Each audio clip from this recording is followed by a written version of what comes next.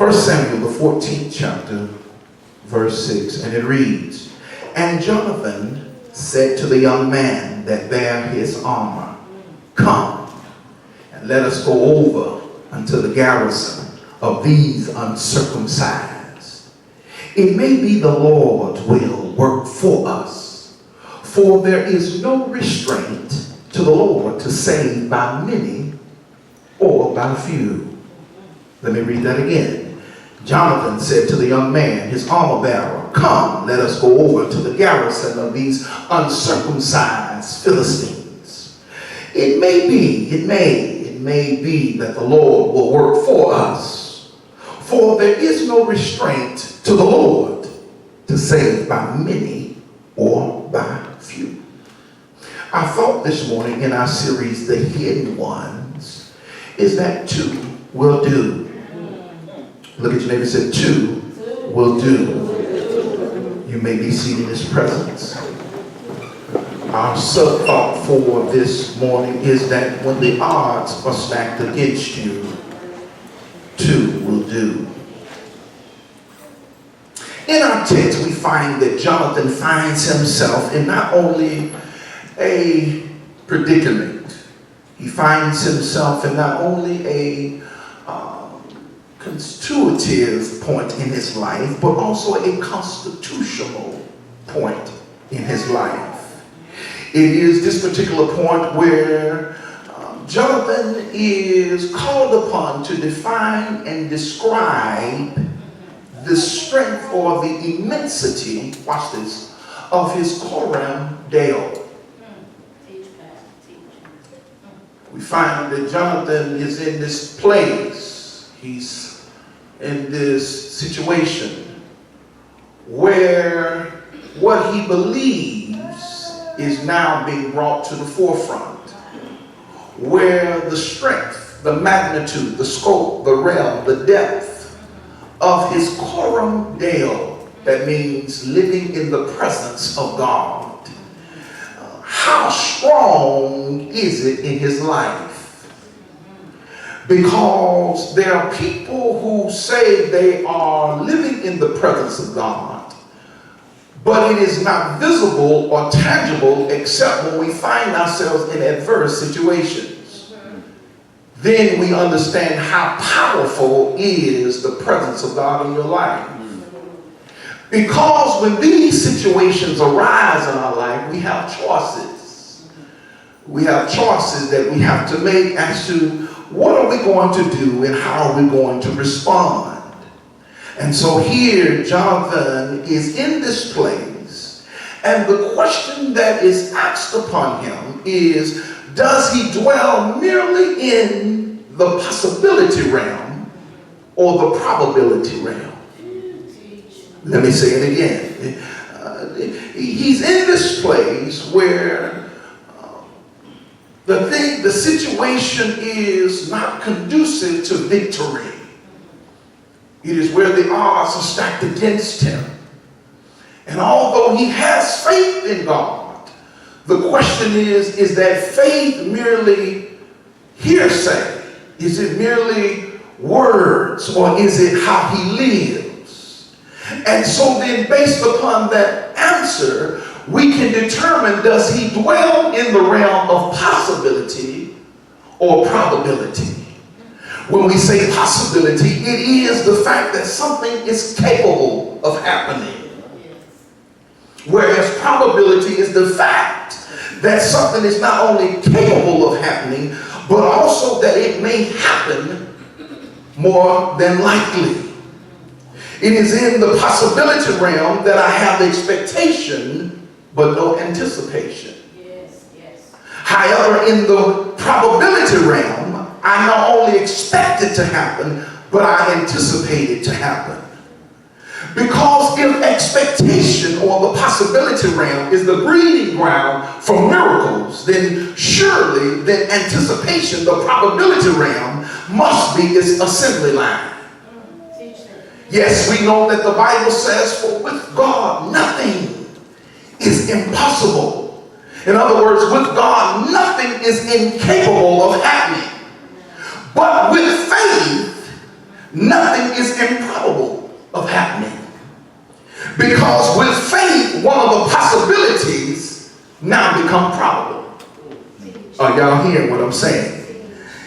When we look at where situations, because we hide under generic umbrella of saying that God can do anything, that nothing is too hard for God to do, which means that we're saying it's possible. But the question is, out of those possibilities, which one of them are probable? Which one is more likely to happen? And so then many of us are stuck. We're stagnant because we think, because we can echo and resound the Bible verse that nothing is impossible with God. But the truth of the matter, we don't ascend or migrate to the place where we believe that it's going to happen. That it's not just a possibility, but it's a probability. Look at your neighbor. In other words, tell them it's got to happen. That's what probability means in the vernacular, that it's got to happen. I don't care what it looks like, it's got to happen. I'm not talking about possibility that maybe not. No. When we talk about probability, we're saying that it's got to happen, that nothing can stop it from happening because God is the orchestrator of it. And so in this place that Jonathan is faced to move from possibility to now to probability, he says to his armor bearer, come, let us go over to the garrison of the uncircumcised. Now mind you, Jonathan is an individual who is not astute nor a scholar in the art of warfare. Because if he was saved, he would never say that.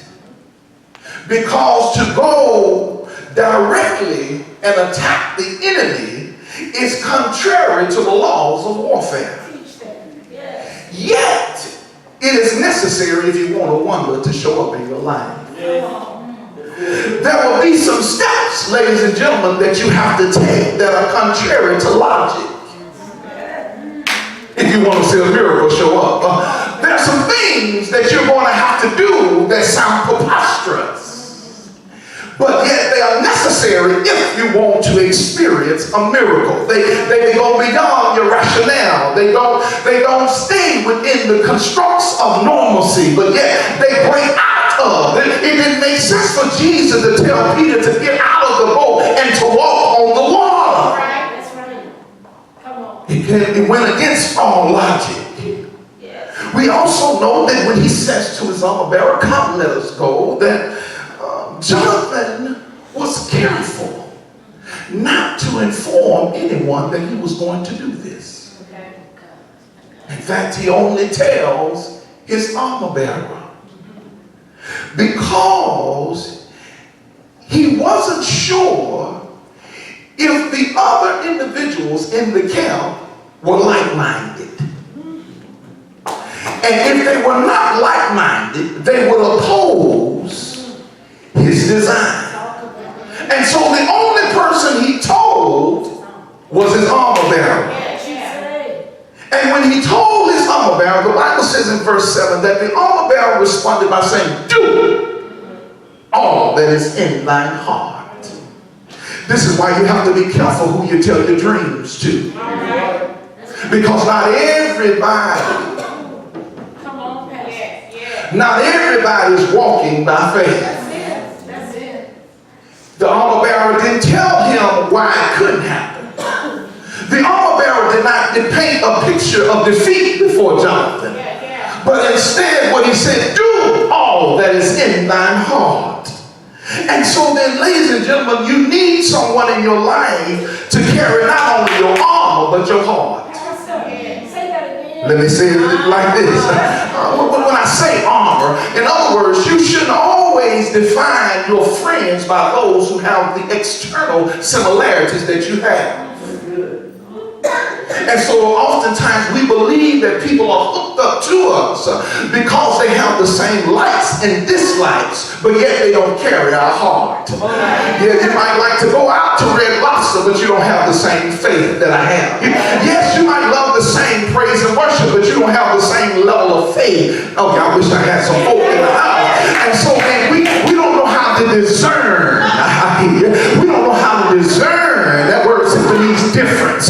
We don't know how to tell the difference in people who really only carry our armor and those who carry our heart. I need to have some folk around me that carry my spirit. I don't need you just to like the same movies that I like the same team. I know some of you mad that the Warriors lost, and so you upset today, but I don't need you just to like Toronto just because I like them. I need you to have something deep within on the inside of you that has a stronger connection, because the fights that we're going into, that external circumstances will cause you to look at them and see that I'm defeated. But if you have the same spirit, if you have the same heart, then no matter what we look at, we know that whatever two will touch and agree. Look at your neighbor and say, I don't need three, I don't need five, I just need one more person that will touch and agree and believe God for my miracle. I know it don't make sense. I know I haven't earned it. I know I've been crazy. I know I've been stupid. I know I've been slack. I know I don't have a credit score of 700. I know I hadn't went to business school. I know I hadn't learned how to play professionally. But I need somebody who will say, if it's in your heart to do it, and because we have the same spirit, because we have the same heart, then do. Look at your neighbor, tell them, do. I don't need you to think about it, I just need you to do. I don't need you to pray and fast about it, I just need you to do. I don't need you to sit in ashes and sackcloth, I need you to do. I don't need you to ask nobody to touch and agree with you, I need you to do. I don't need you to find three people and high five them, I just need you to do. I need you to do. I need you to do what you're waiting on, what you're waiting on. And so under the divine impulse, Jonathan chooses to trust God and not tempt God. Wow. Because he says, it may be the Lord will work for us. Now watch this. When he says that phrase, that's possibility speaking. It may be that the Lord will work for us. But then he shifts from the realm of possibility in the probability, where it says there is no restraint for the Lord to save by many or by few. Did y'all see that? He shifted, because many of us stay, if it be your will. See, that's possibility talking. If it be the Lord's will, I'll do this. See, that's possibility talking. But when you shift to probability, then you say there is no problem that God can't work out. This situation is not too big for God. That's probability talking. In fact, when you begin to quote that, the word says it's a light thing. I wish I had some people in the house to understand whatever God is going to do with you and you want to do with God, through God, then you have to know it's just a light thing. That is probable, not just possible.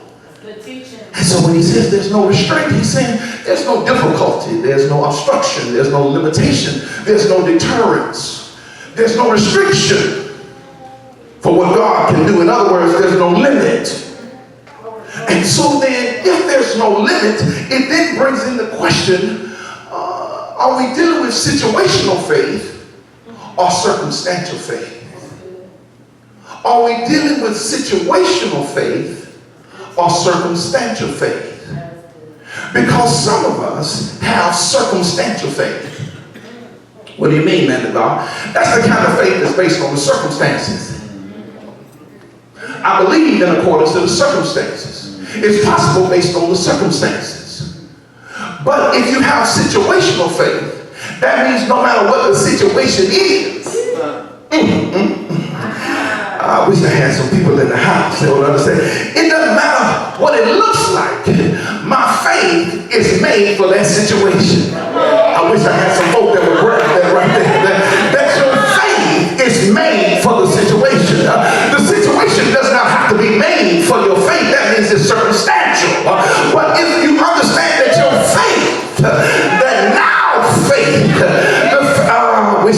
spoke and read the Bible and understands that now faith is the substance of things that are probable. I wish I had some help in the place. That when you have now faith, that means that I don't care what the situation is, my faith is the currency that can lasso in a miracle. Oh my God. I don't need a forecaster. I don't need to watch the weatherman because I already know what the forecast. And the forecast is 100% deliverance. The forecast is 100% breakthrough. The forecast is 100% increase. High five your neighbor and say, neighbor, I got a forecast. I wish I had some folk in the house that would understand when your faith is now faith, and all you need to do is to work it. All you need to do is to exercise it. All you need to do is to put it into action. All you need to do is to agitate your faith and cause your faith to begin to work. Because when you drop your faith into the realm of probability, it then begins to shake up some things in the spirit realm. I wish I had some help in the house.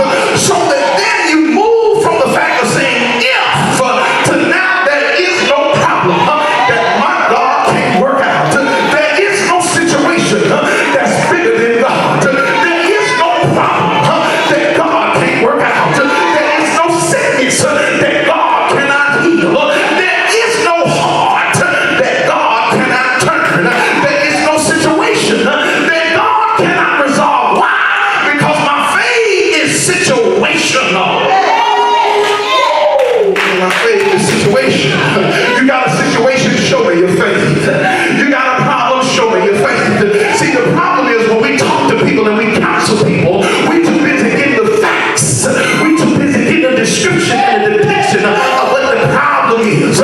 What you need to say is, okay, I hear what you're saying. Now show me where your faith is. Because if you show me where your faith is, I can show you where God is. What do you mean, man, to God? Because the Bible says that it is impossible, which means it's also improbable for you to please God without faith.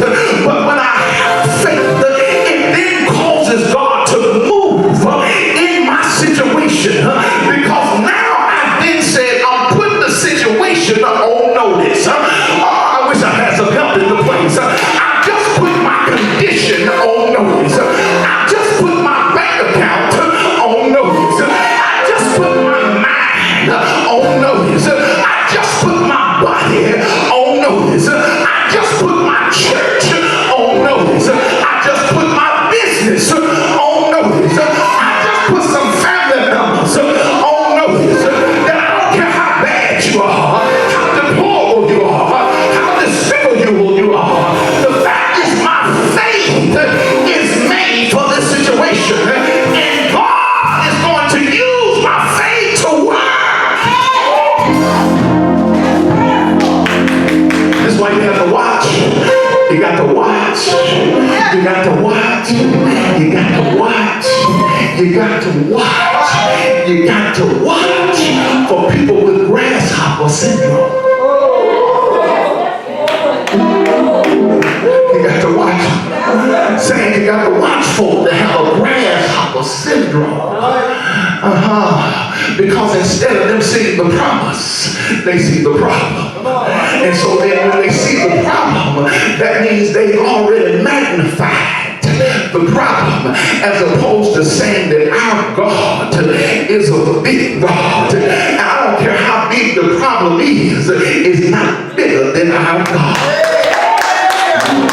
Bigger than our God. And so then this is why he says, yes,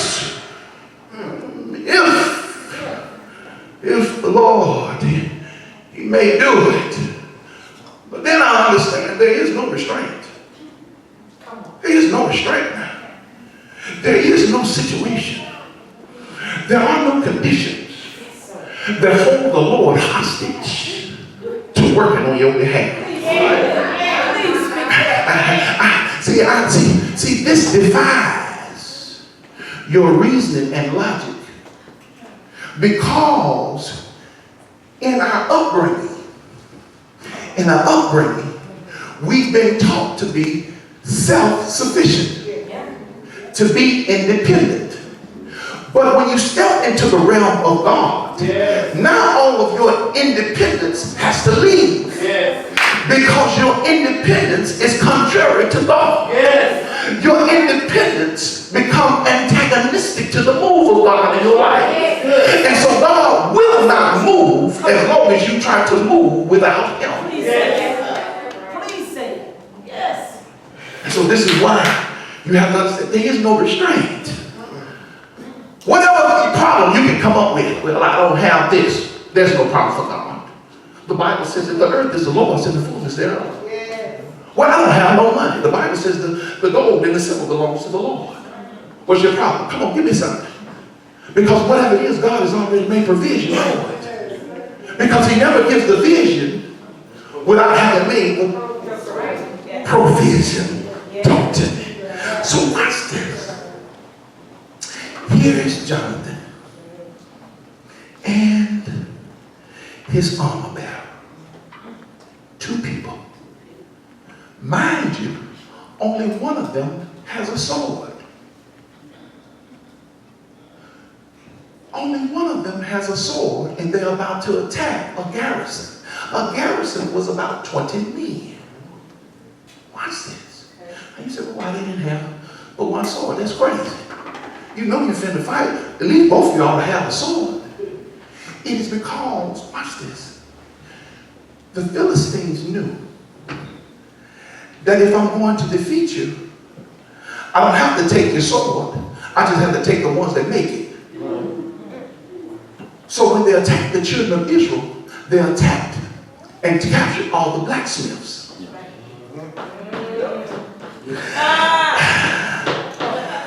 Because the blacksmiths had the capacity to turn what you use to plow with into something to fight. Y'all not hearing what I'm saying in this place. This is why the enemy comes after your mouth. Because the same mouth, Aisha, that you pray with, the enemy tries to get the situations so discombobulated in front of you that you won't open your mouth anymore to pray about it, let alone to praise about it. And so then, oh my God. And so then that's why he spends so much time. Watch this. The enemy spends so much time painting out a picture of defeat before it happens. To the point, watch this, you say, how do you know this, man of God? Because we start repeating what we're seeing or imagining, as opposed to repeating what he said. Are y'all hearing what I'm saying? And so then, here they are, two people, one sword, going against 20 people. And here's what's crazy. To get to them, they had to go between two sharp rocks. Watch this. One of the rocks, the Bible says, were named Bosets. And the other one was named Sinai. That was the name of the two rocks. And Jonathan and his armor bearer had to go through them. And so then here we see that all of these things, there's only two of us, there's 20 of them. We have one sword, they have at least 20 swords. Watch this. Not only that, they are in a place strategically that we cannot get to easily. So the odds were stacked against him, which means that they were unlikely to succeed in what they wanted to do because the conditions were not favorable. But you don't need favorable conditions when you have faith and favor. I'm going to say that one more time. See, some of us are waiting on favorable conditions, but you don't need favorable conditions, you need favor. Look at your neighbor and say, favor is all over my life. In fact, look at three people, tell them, I got favor all over my life. I don't need favorable conditions because I got faith. I don't need a bunch of folk because I got faith. I don't have to have a certain pedigree because I got faith. I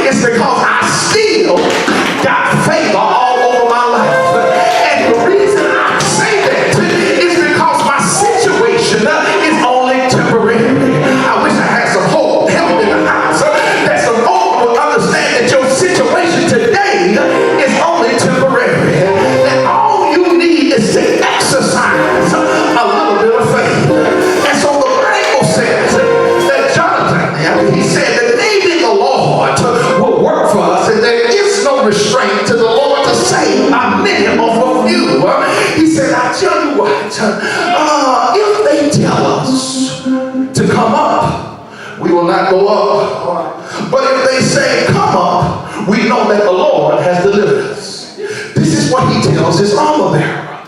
He said, listen, he says, we're going to go up to a certain point.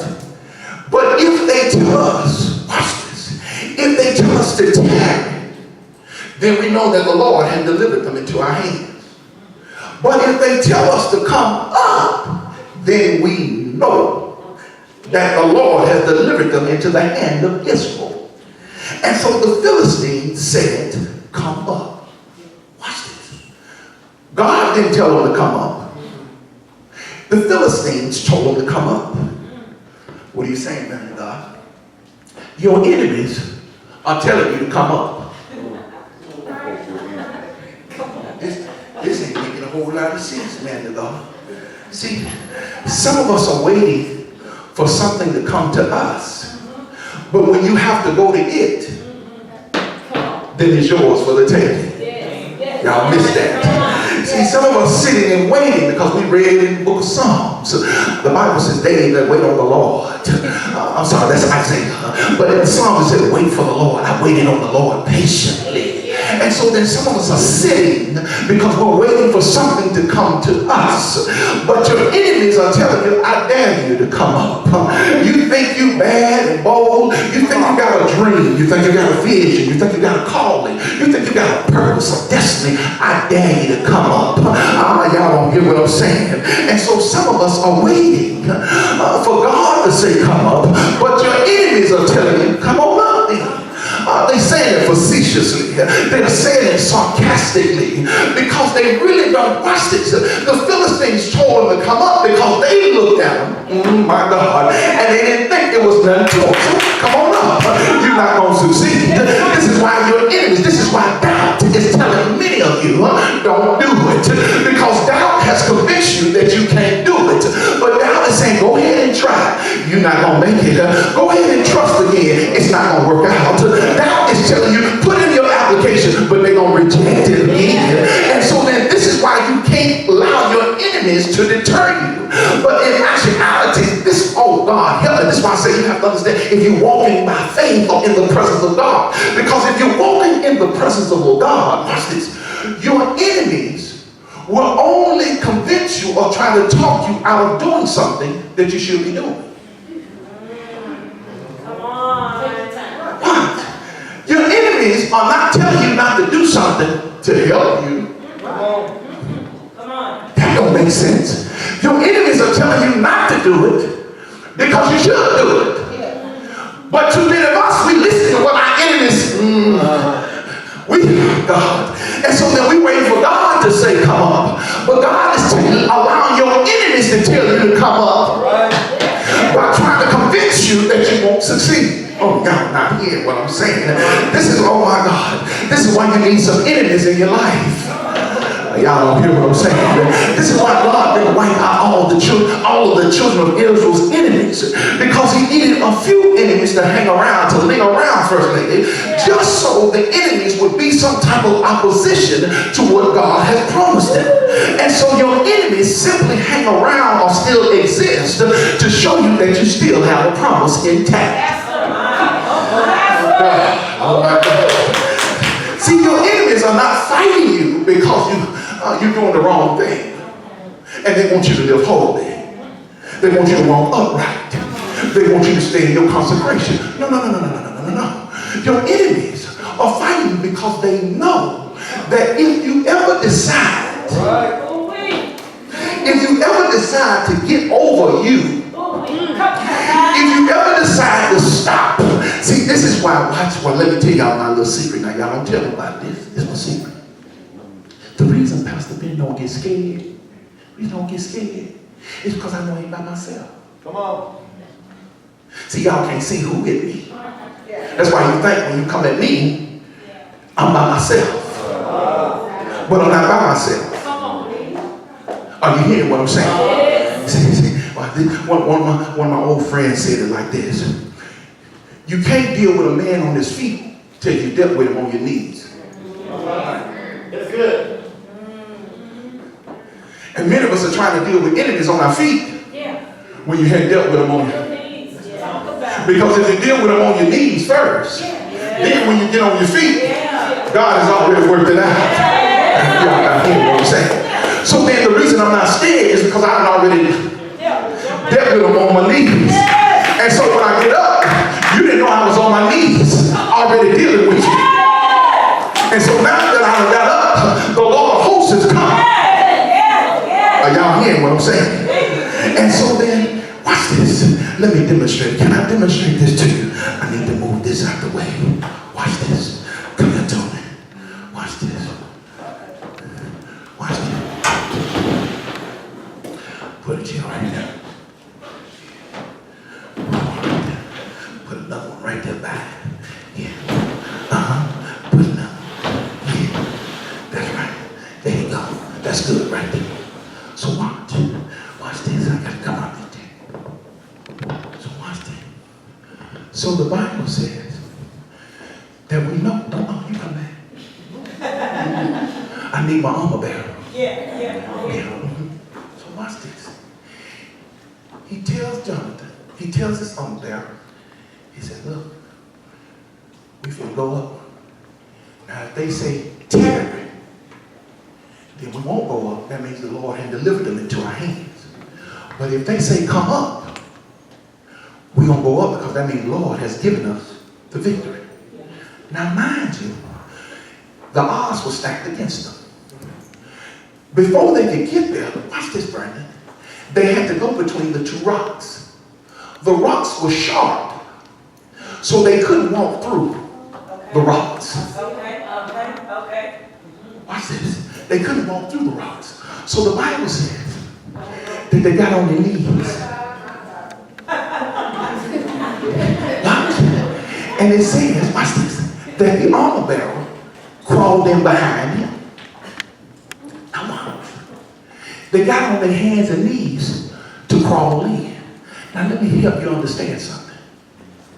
Not everybody will get on their hands and knees for you. So if you want to find out if people in your corner, will they go down on their knees with you? Y'all hear what I'm saying? Will you touch and agree with me? Will you get into your secret place with me? Will you go and pray with me? So the Bible says they had to crawl through both saints and said, no, watch this. Now, both saints means I cannot. Selene means I never will. Good teaching. Wow. So to get to the victory, they had to crawl through I cannot and I never will. See, some of you want to get healed, but you got to crawl through I cannot and I never will. I wish I had some help. And so then while they crawling on their knees, now mind you, this was an uncomfortable position, but the rocks were so sharp that the only way they was going to get there is they had to get on their hands and knees. The only way you're going to reach your destiny, you're going to have to go through Jacob. I cannot and I never will. This is why the enemy is telling you, is trying to stop you, that if you're going to succeed, you got to go through the places that whisper in your ear that you cannot and you never will. Oh my God. I know God has given me a vision, but I got to go through the place of I cannot and I never will. Because when you go through these places, watch this, these places check your motives. These places symbolize some persecution. And so then you want to go to your business. You want to start your new business. You want to ascend to a new place. Then you got to go through the voices of I cannot and you never will. You never will come out. You never will be healed. And so while they're calling up, watch this. Mind you that Jonathan is the only one that has a sword. So here comes his armor bearer behind him. And he says, wait a minute now. As you come behind me, you stay here. I'm going to go on up. And so while they were crawling through there on their knees, they hear the Philistines say, come on up. Now watch this. The Philistines were saying, come on up, because they saw or thought that the fact that you would come up, you had to be crazy, that it didn't make sense for you to come up. But watch this. This is why you have to understand perspective matters tremendously. How you see something, your point of view determines what you do. I'm going to say that one more time. It is your point of view or perspective that determines what you do or what you don't do. And so then to the Philistines, from their perspective, it looked foolish because they knew it wasn't the two of them. The Philistines knew they didn't have but one sword because they took all the blacksmiths. The Philistines knew that they had 20 of them. And so then they knew, or they were thinking that if they came up, we could surrender. They would surrender to us. But watch this. Flip it. Jonathan was looking and said, oh, they said come up, then that must mean we got the victory. This is why you have to understand how you see things is determining what you do. And this is why you have to be